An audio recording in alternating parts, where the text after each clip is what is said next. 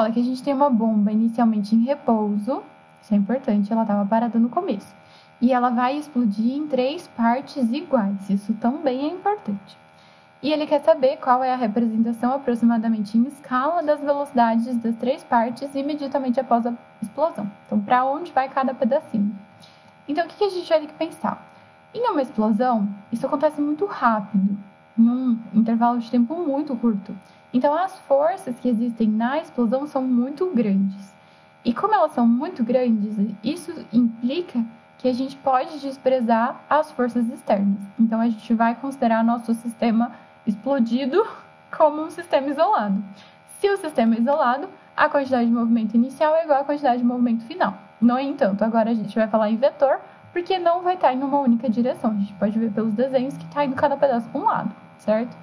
Como inicialmente a nossa bomba estava em repouso, a quantidade de movimento inicial é 0, certo? Então, 0 tem que ser igual à quantidade de movimento final. Mas a quantidade de movimento final tem 3 partes, porque a bomba explodiu em 3 partes iguais. Então, essas 3 partes são iguais, de massas iguais. Então, essa quantidade de movimento final vai ser massa vezes V1, mais massa vezes V2, mais massa vezes V3, e eu usei a mesma massa porque ele falou que as massas são iguais, certo? Então, o que a gente vai pensar? Eu posso colocar essas massas em evidência, né? E isso tem que ser igual a 0. Então, se eu passar o M dividindo, 0 dividido por qualquer coisa não muda nada, né? Vai continuar sendo 0. Então, a soma dessas 3 velocidades tem que ser 0. Só que em vetores. Então, a gente tem que lembrar de uma soma vetorial. Como é que a gente faz soma vetorial? Setinha na bundinha ou decomposição, tá? Então, a gente pode pensar por partes ou a gente pode pensar tudo de uma vez. Eu vou pensar dessa vez por partes, tá? Mas se vocês quiserem fazer setinha na bundinha, fiquem à vontade, raciocínio mesmo, vocês já estão acostumados. Então, vamos pensar aqui na letra A. Na letra A, a gente tem um pedaço indo para a direita e um pedaço indo para a esquerda. Esses dois se cancelam, sobra para cima. Resultante para cima. Eu não quero que dê para cima, eu quero que dê 0. Então, todo mundo precisa se cancelar. Então, a letra A não pode ser, porque a minha resultante está dando para cima. Na letra B, eu tenho um para cima, um para baixo. Esses dois se cancelam. Sobra resultante para a esquerda. Eu não quero que sobre para a esquerda, então também não pode ser a letra B. A letra C está um pouquinho diferente ainda, né? Vamos pular a C e a D, que elas são estranhas, vamos para a letra E.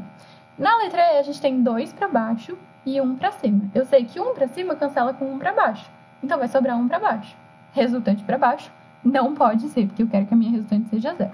Então, também não é a letra E. A gente fica entre a C e a D. Qual a diferença entre a C e a D?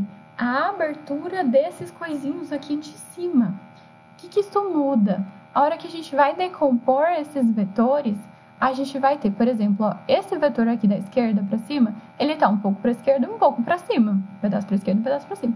E esse daqui está um pedaço para a esquerda, para a direita e um pedaço para cima também. Só que, o que está acontecendo? Esse ângulo aqui é muito pequenininho, enquanto que esse ângulo aqui é muito grande. Então, essa parte para a esquerda vai compensar essa parte para a direita, porém, essas duas componentes somadas estão dando muito grande, porque elas estão muito para cima.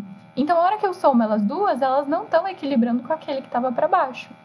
Então, a resultante vai dar para cima. Só vai acontecer o equilíbrio bonitinho se os ângulos entre todo mundo for igual. Então, se a gente tiver 120, 120, 120.